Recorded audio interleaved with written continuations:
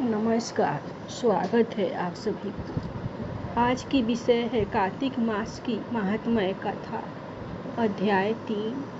सत्यभामा ने कहा, हे प्रभु, आप तो सभी काल में व्यापक है और सभी काल आपके आगे एक समान है। फिर यह कार्तिक मास ही सभी मासों में श्रेष्ठ क्यों है? आप सब तिथियों में एकादशी और सभी मासों में कार्तिक मास को ही अपना प्रिय क्यों कहते हैं? इसका कारण बताइए। भगवान श्री कृष्ण ने कहा, हे भामिनी, तुमने बहुत अच्छा प्रश्न किया। मैं तुम्हें इसका उत्तर देता हूँ। ध्यान पूर्वक सुनो। इसी प्रकार एक बार महाराज बेन के पुत्र राजा पृथु ने प्रश्न के उत्तर में देवर्षि नारद से प्रश्न किया था और जिसका उत्तर देते हुए नारद जी ने उसे कार्तिक मास की महिमा बताते हुए कहा, हे राजन, एक समय शंख नाम का एक राक्षस बहुत बलवान एवं अत्याचारी हो गया था। उसके अत्याचारों से तीनों लोगों में त्राही त्राही मच गई। उस शंखासुर ने स्वर्ग में निवास करने वाले देवताओं पर विजय प्राप्त कर इंद्रादि देवताओं एवं लोकपालों के अधिकारियों को छीन लिया। उससे भयभीत होकर समस्त देवता अपने परिवार के सदस्यों के साथ सुमेरु पर्वत की ओर गुफाओं में बहुत दिनों तक छिपे रहे। तत्पश्चात वे निश्चित होकर सुमेरु पर्वत की गुफाओं में ही रहने लगे। उधर जब शंखासुर को इस बात का पता चला कि देवता आनंद पूर्वक सुमेरु पर्वत की गुफाओं में निवास कर रहे हैं, तो उसने सोचा कि ऐसी कोई दिव्य शक्ति अवश्य है जिसके प्रभाव से अधिकारहीन यह देवता अभी भी बलवान है। सोचते सोचते वह इस निर्णय पर पहुंचा कि वेद मंत्रों के बल के कारण ही देवता बलवान हो रहे हैं।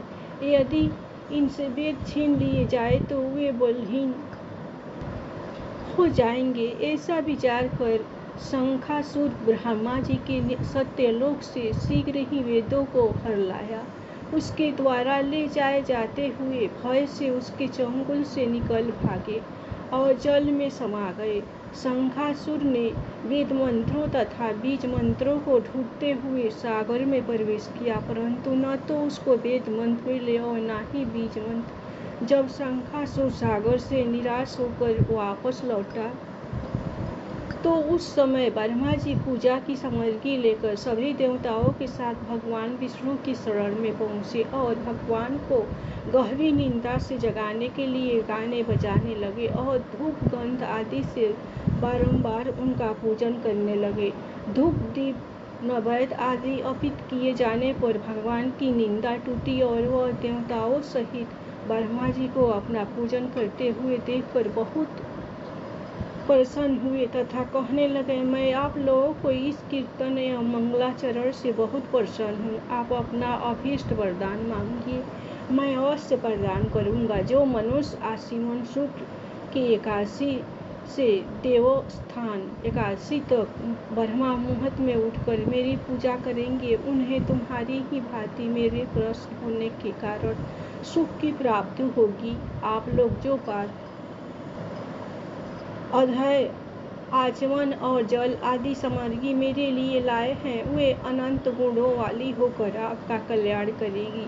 शंखासुर द्वारा हारे गए संपूर्ण वेद जल में स्थित है। मैं सागर पुत्र शंखासुर का वध करके उन वेदों को अभिलाय देता हूँ। आज से बीज मंत्र और वेदों सहित मैं प्रति वर्ष कार्तिक मास में जल में विश्राम किया करूँगा और मैं मत्स्य का रूप धारण करके जल में जाता हूँ।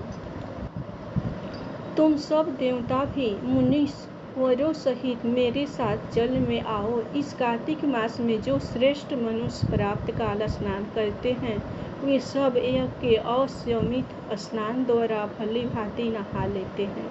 वे देवेंद्र कार्तिक मास में व्रत करने वालों को सब प्रकार से धन पुत्र पुत्री देते रहना और उनकी सभी आपत्तियों से रक्षा करना। हे धनपति कुबेर, मेरी आज्ञा के अनुसार तुम उनके धन धान्य की वृद्धि करना, क्योंकि इस प्रकार का आचरण करने वाला मनुष्य मेरा रूप धारण करके जीवन मुक्त हो जाता है। जो मनुष्य जन्म से लेकर मृत्यु पर्यंत विधि पूर्वक इस उत्तम व्रत को करता है, वह आप लोगों का भी पूजनीय है।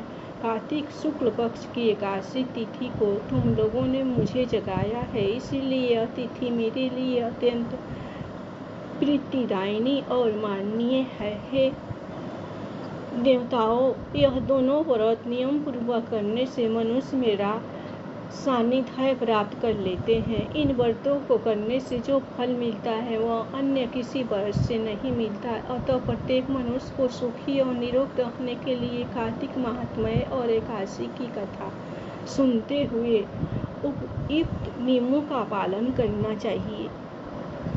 धन्यवाद। आप लोगों को कार्तिक मास महात्म्य कथा पसंद आई होगी तो आप लोग श्री कृष्ण भगवान और विष्णु जी के नाम पर लाइक सब्सक्राइब जरूर